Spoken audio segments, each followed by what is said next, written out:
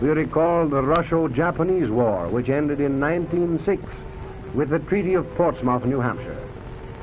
Tung leased territory and also the control of the South Manchuria Railway. With the signing of this treaty began modern industry and education in an ancient land. Since then, a barren and desolate land has been transformed into a great commercial center. We hope to make clear in your mind the real reason for the present strife in the Far East. Let us look first at Kirin. Kirin is the oldest town in Manchuria. Now it teems with industry and agriculture. The extreme heat and cold of the climate is excellent for the farm products, and so an agriculture experimental station is maintained by the government. Modern harvest machinery is used throughout Manchuria. Sheep raising has been greatly advanced, the native breeds having been crossed with the merino sheep, and the output of wool doubled. Through the experimental station, the soya bean industry was introduced into Manchuria, and now it is one of the leading products. The soya bean and the bean cake products alone make Manchuria rich and profitable. You saw the busy smokestacks in an earlier scene. Now each one is attached to a factory that is making soya bean products. The matter of supply and demand is readily met through these soya bean cakes. The bean mash is pressed into a wheel-like piece, and they are carted and rolled into the storehouses. Thousands upon thousands of pounds of these cakes supply the factories that prepare an endless variety of food products for hungry Chinese and Japanese mouths. These are the numerous storehouses. All this industry necessitates easy accessibility to the surrounding countries. Here's the harbor of Dairen. Dairen means in Japanese great connections. Here there is ceaseless activity. Materials, commodities, and people all are in constant motion. Dairen is at the southernmost extremity of the Kwantung Peninsula, a very important port and typical of Manchuria. Study the trend of fashions and of carriages. And here is the heart of the city that now has a broken heart. Central circle, which forms the middle of the spiderweb plan of the city. Modern? Why, look at these buildings.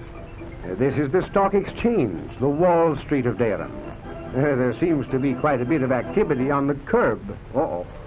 And the hotel, called Yamato, one of a chain of up-to-the-minute railroad hotels. Speaking of transportation, we just had to show you this horse car. Lots of time to look over the scenery, which incidentally is very well worthwhile. For we are on our way to, you say it. That's it. Anyway, it's Hoshigara or Star Beach, the Palm Beach of Manchuria. Or perhaps it's the Coney Island. Anyway, some fun and lots of ocean. And the natives are very fond of water. Now about the children. The railroads maintain recreation centers and schools for the children of the employees with a well-rounded routine of activity. Here we are. They've all been weighed and measured, and now for the bath. Oh, but wait till you see it. Most kids have made mud pies sometime during their play days, but these Japanese laddies just wallow in the mud. You see, this camp is in Hot Springs, located near Dairen.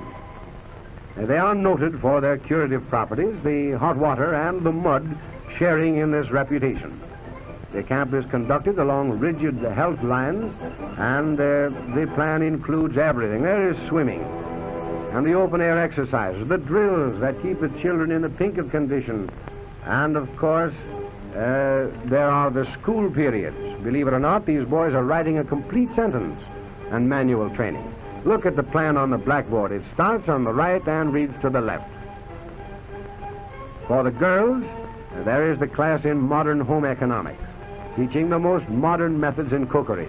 These girls can make absolutely everything except chop suey.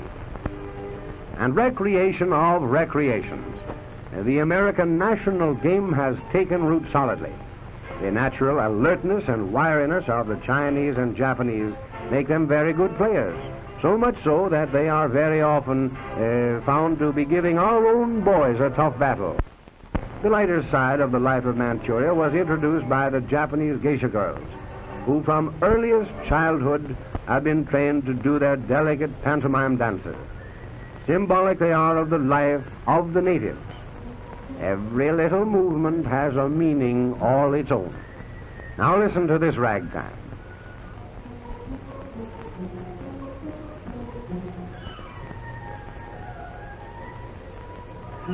Clap hands, here comes Charlie.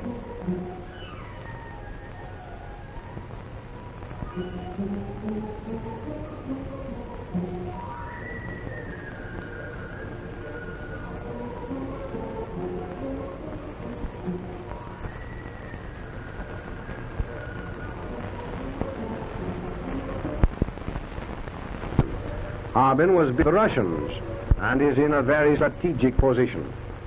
It is the railroad and shipping center, and so important that it was the very first objective of the Japanese. You will notice that it is a very well-built city with architecture in keeping with the best European styles. Now, from this Sungari River waterfront, one may make connections for almost anywhere, to Mukden, Siberia, Peking, to Korea or Japan. Here is Port Arthur, the storm center of the Russo-Japanese War, now the educational center of Manchuria. This is one of the schools, a technical school, that trains the young men of Manchuria in the up-to-the-minute methods of this machine age. There are still signs of the old life. Here's an old barter market where the farmers exchange commodities. And this is Yingkao on the river. Together with the railroad, this is a main avenue of trade and communication in and with Manchuria. You know, the language of the natives is often very descriptive. Chen Chung, Chen Chung. Doesn't it sound like the business end of a freight train? Well, Chen Chun is the northern terminal of the South Manchuria Railroad and has a population of over 150,000. From here, through freight and passenger trains connect all Europe with the Far East. Most of the trains of the Chinese Eastern Railroad are armored against inland tribes of bandits.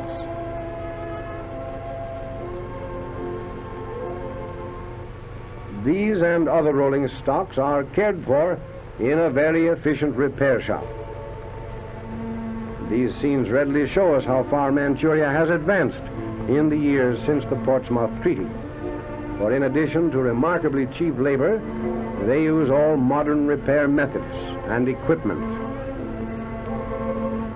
Here at last, in the jaws of this huge traveling crane, this truck, the noisy part of those sleepless sleepers, is at last silenced. Mukden is a very large city and divided into the old and the new towns.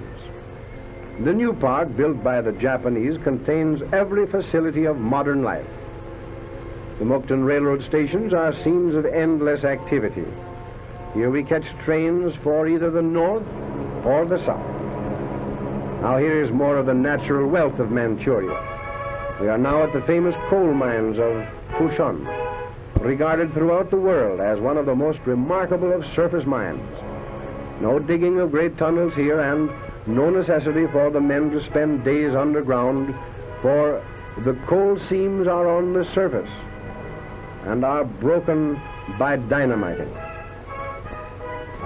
The seams of coal vary in thickness from 78 to 426 feet.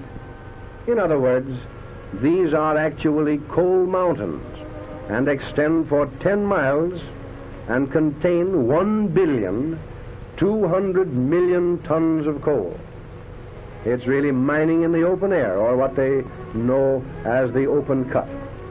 The Togo pit, as it is known locally, is operated with the most up-to-date equipment known to science. These all-steel elevators are anchored in solid cement, and elevated walks keep the passing workers out of danger's way.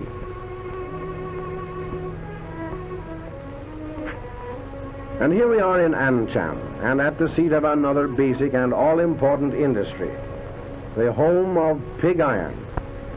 Here again, the mining of the ore is a simple matter, for these are iron mountains containing 200 million tons of good quality ore.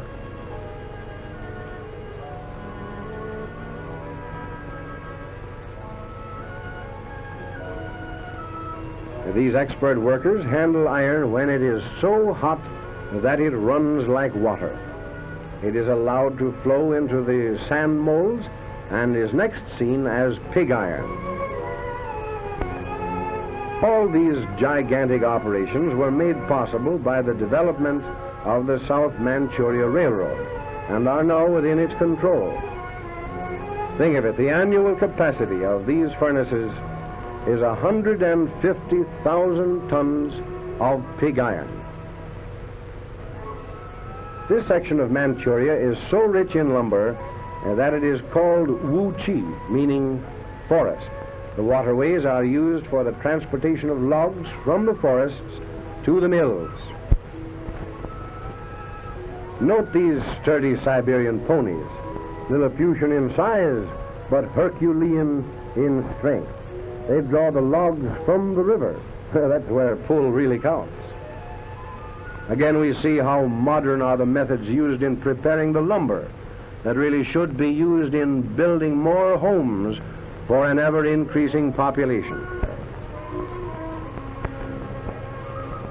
Here is the Yellow River Bridge that recently echoed to the shriek of shells and the boom of heavy guns. Note the fine steelwork of this modern drawbridge.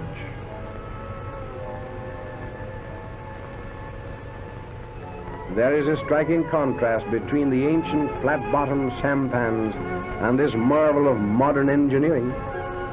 Now, as we look upon the river life, we ponder over Manchuria's wealth in the four basic natural assets: agriculture, lumber, coal, and iron, so essential to the welfare of any nation. And we realize the true reasons for this conflict.